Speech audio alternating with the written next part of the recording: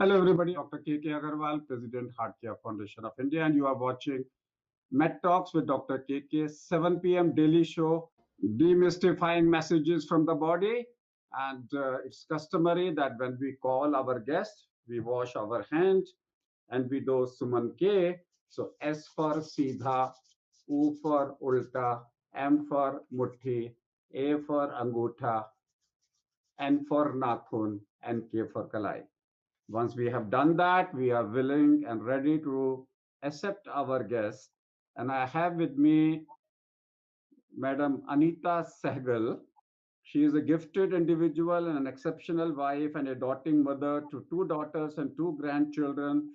Her versatile career spans from a human resource manager in a large bank to a technical analyst for equities entrepreneurship to a life coach. Her career shifts took a deep turn prompted by the personal shifts in her life that made her choose a different aspect of life. She is now an author, poet, and is a founder of Mind and Beyond. And she is the recipient of Shiromani Award meant for outstanding women. I also have with me my friend, Dr. Sanjeev Malik, blessed with multidimensional virtues. He is a committed family man with a lovely doctor wife and a father to a daughter and a son, a medical physician by qualification. He has been a person who has worked as a president of Indian Medical Association, president of SARC Medical Association, presently the chairman of Mediver Group. He has been a recipient of BC Roy National Awarding and the WMA Caring Physician of the World Award. Welcome, both of you, in my show. This show is a daily show where large number of people, both from the medical fraternity and the public at large, attend and interact. So we will have a 20 minutes interaction followed by, if I get some people who wants to ask questions, they can come back and ask questions. So Sanjeev, I've been told that both of you jointly have written a book, The Magical Body. And the book, obviously, if two of you are associated, is going to become a bestseller with that. And you have shifted yourself to a mind body heart connection. Recently, American Heart Association for the first time has revised the concept and they have accepted the term soul, but in a different direction. They are calling it as a mind, body, and heart. So instead of calling it as a mind, body, soul, the medical fraternity now says heart is nothing but your soul. And we also know that your topic for today is distress signals in the body, that your body identifies distress signals and as a signal of comfort or discomfort. So a signal of discomfort always comes from the soul and not from the mind, intellect, and ego. And you should also listen to the discomfort inside your soul. So coming back, what is the book about? Can you tell me something more about the book? Well, I think let Anita take that question. Yeah. Yes, Dr. Agarwal, it's a pleasure to have been associated with a medical practitioner, a renowned doctor, Dr. Malik, for the outcome of this book. And this book is basically based on my learning, training, my practice and experience as a hypnotherapist, a regression therapist, and a radical practitioner. Now, through this book, we are seeking to redefine the definition of the body. I know this is a little beyond the medical perspective, but you have already introduced the concept so beautifully that it all falls in place. We are seeking to create the perception that we need to relook at the body and to create an awareness that the body is a combination of our thoughts, our belief systems, and emotions. Now, the primary attention goes to the body only when a disease shows up or when we are in pain or there is some dysfunctionality. As else, all that we look at our body is through how we appear to others and how others see us. Now, through this book, we are asking you to look at yourself holistically as a composite whole, a combine of thought, emotion, energy, and the physical aspect, which affects us on a continuous basis.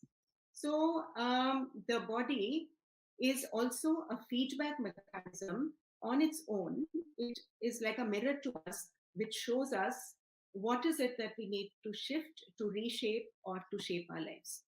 Now, the messages are being constantly beamed out. We tend to overlook, ignore, or maybe pay little attention to these broadcasts. Now, this awareness through this book will help you to redesign your relationship with your body. Now, the body is actually also, apart from the physical aspect of it, our repository of our deepest thoughts and emotional patterns. And many of those thoughts and emotion patterns we are actually unaware of at the conscious level. So, through this feedback mechanism, we are asking you to delve deeper into your mind and to understand what is it that influences the body and what is the feedback the body is giving. Let us say we can compare it to a complex chemical factory, which is controlled and regulated by the software of the mind. This, in brief, So is the concept of yes, our. so बड़ा clearly Anita जी ने explain किया है, and if you read Bhagavad Gita chapter 266, it says नास्ति बुद्धिर्युक्तस्य न च युक्तस्य भावना न च भावयत शांति अशांतस्य कुतो सुखम. And that's what Anita ji has clearly defined, that a mind which is ashant is in a Yeah. sympathetic state of mind, will not take up the signals. But if you shift yourself from sympathetic to parasympathetic mode, which can be by hypnosis, regression, by meditation, by pranayam, whatever you do, if you shift to a parasympathetic mode, you get signals from the nature, your synchrodestiny increases. You catch signals from your body as well as from others' body as well as from the universe.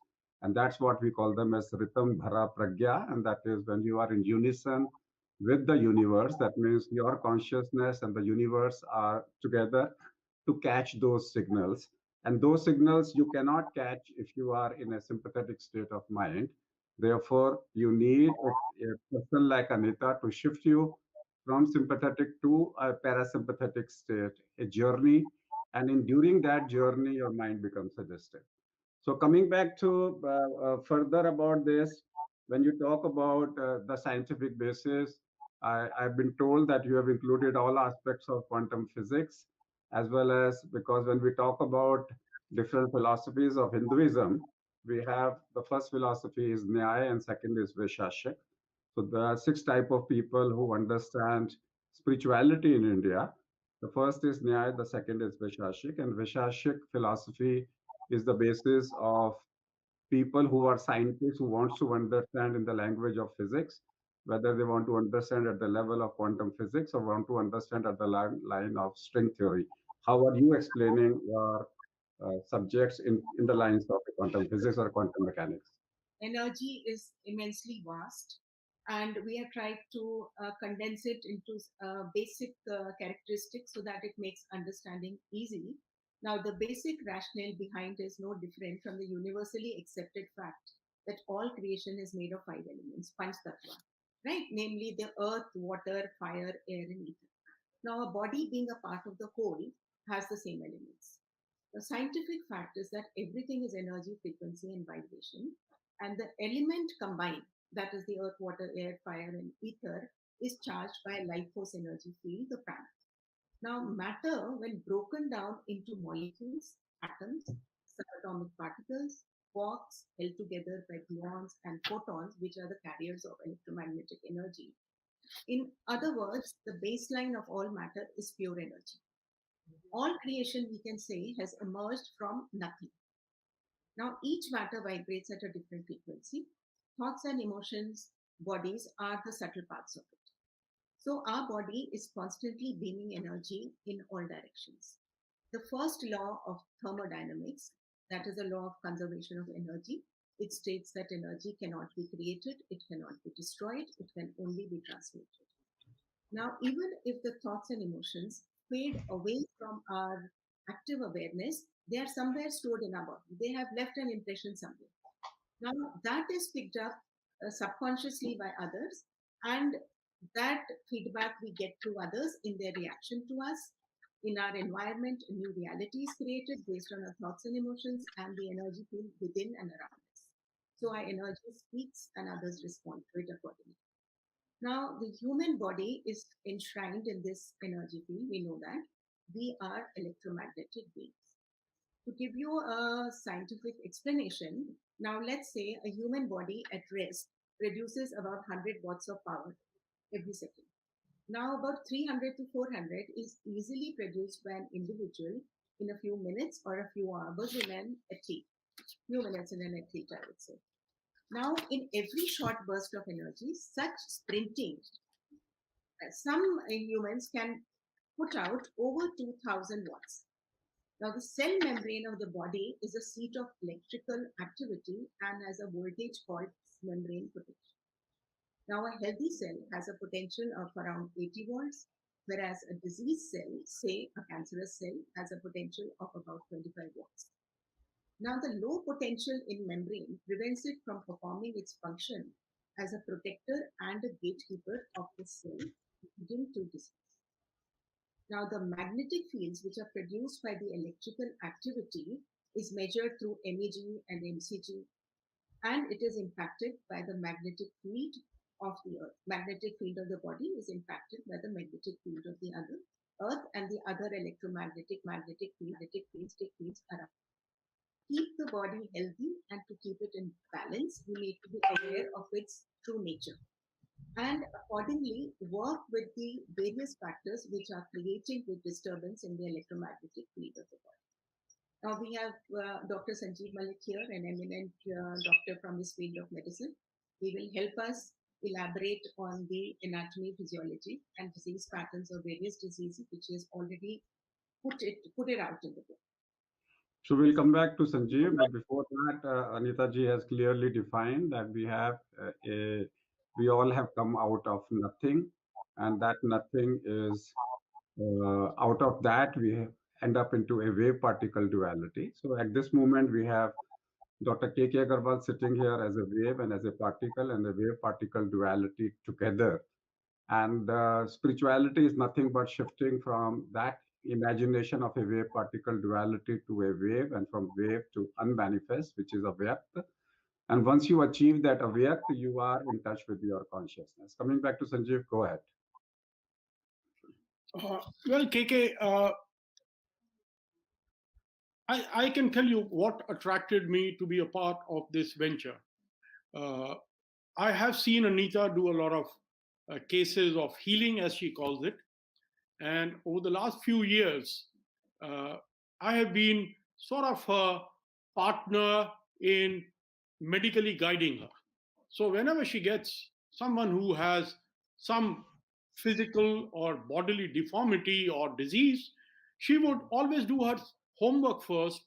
And at times, I must confess, she's come up with questions for which even I need to do a Google search, so they are so hardcore scientific that, does our body have 3.75 trillion cells or 5 trillion? I said, Anita, how does it bother you? She says, no, I need to answer this question for one of my patients who is a leukemic patient. And what is the genesis of the leukemia cells? Things like that. So I've been trying to help her. And then there were a number of friends, colleagues, acquaintances whom I referred to her for healing. And I found it was miraculous. So one day when I was sitting with Anita, she brought out a big fat compilation of her case studies. And I was surprised. I wouldn't say shocked, but I was surprised that, okay, someone can so scientifically document what all she has done over the past few years. But I told her, I said, see, whenever you do something like this, we looked into different aspects of quantum physics, we looked into metaphysics, we studied a whole lot of literature of so many professionals defining and deciding on what this is. And I realized that we as medical professionals were probably lagging far behind. I don't think many of us can even give a definition of quantum physics or metaphysics. So then I told her, I said, now let's do something very scientific.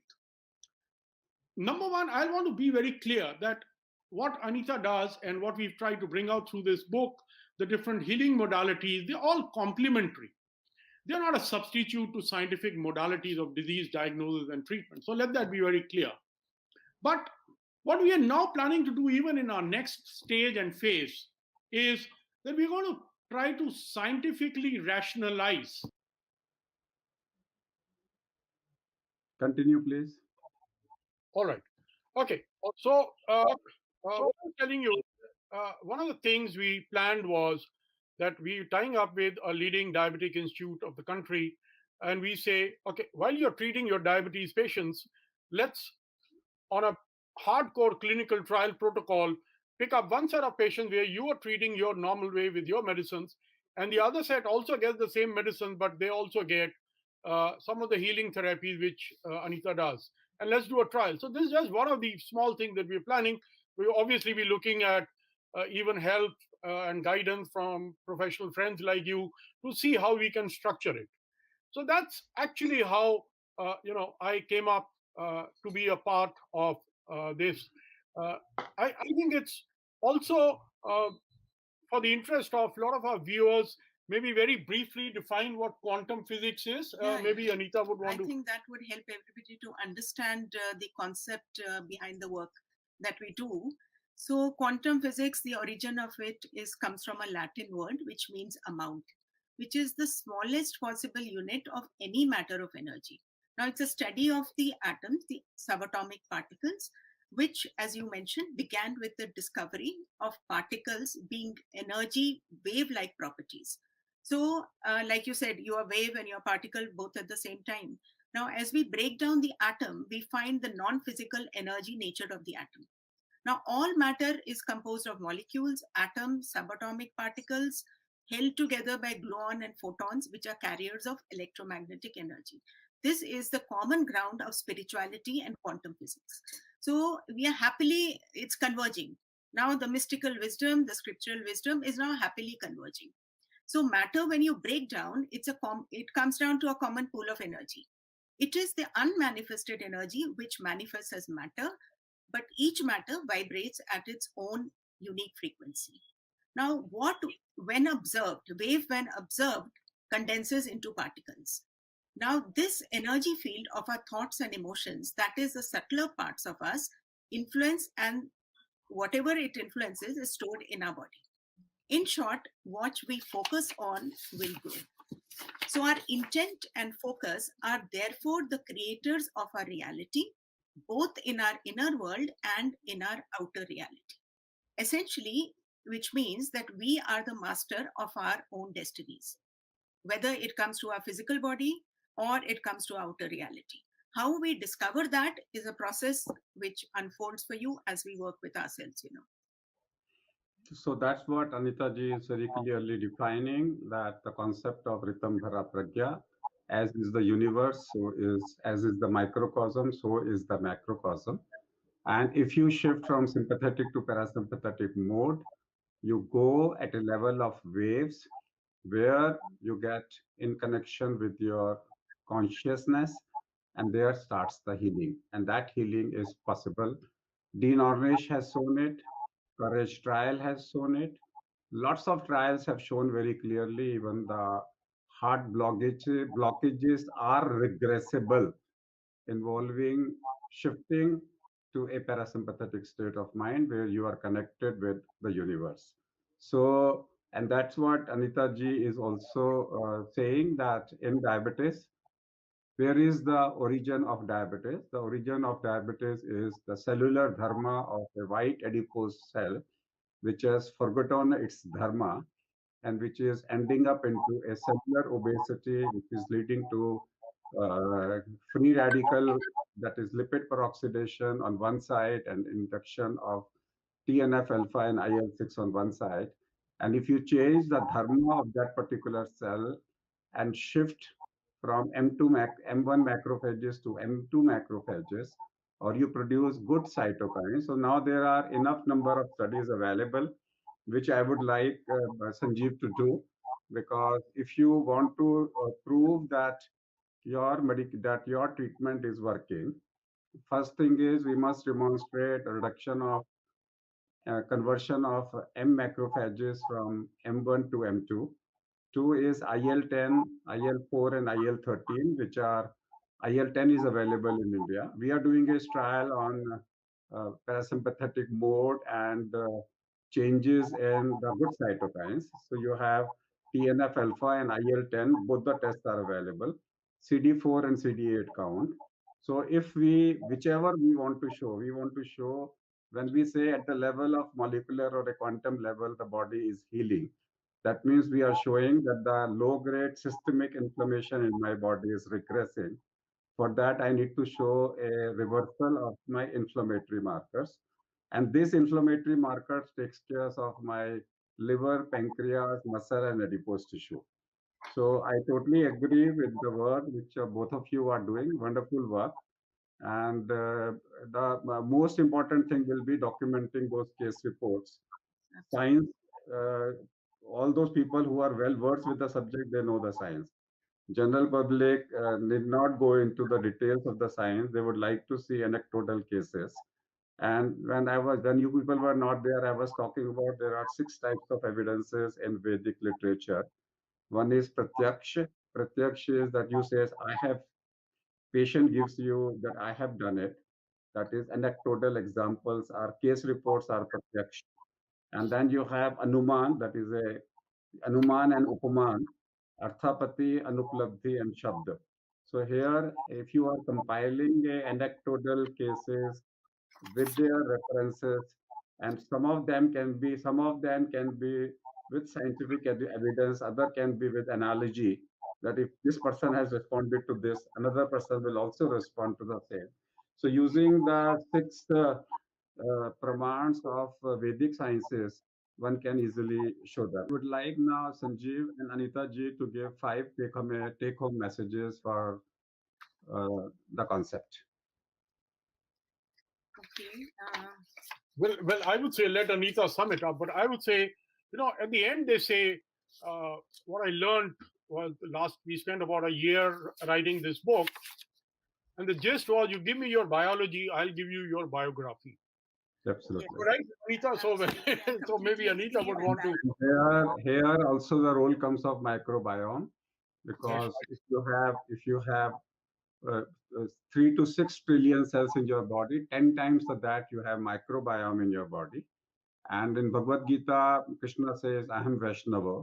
That means he talks about I am the Jataragni. And that Jataragni is the interaction between you and your friends, which is the microbiome in your body. And they also carry the quantum physics of them and yours together makes the human body. Anita ji. Beautiful. Now, this book, the focus of this book has been to identify the stories of our mind and connect them to the stories of our bodies, and to help create this awareness so that we can rewrite those stories and create something which is more beautiful, which is more positive and more fulfilling. So it helps you to decode the story of your life so that you're better able to appreciate the impact of your thoughts and your emotions on your body, and how you can navigate through your life by understanding it in a better way towards positive health and well-being.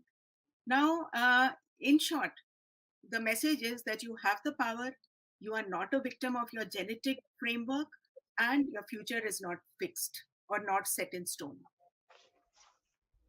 So I want to end by saying that this COVID episode and COVID pandemic has shown us USA is not the best, and the Europe is not the best. And you don't have to wait for the Europe to come back with an evidences. All your anecdotal examples, convert them, show it to the public, and if they have a logic and if they have some explanation, that's how the research is done. Everybody waits for US to come back and give the researches. The time is that all our anecdotal examples, if they can be validated even by our Vedic sciences, that's we are going to rule the whole world. Let me thank both Anita and Sanjeev to be here with us. That's all for today. Thank you very much. It's been a pleasure to be being on the on show. your show. Thank you.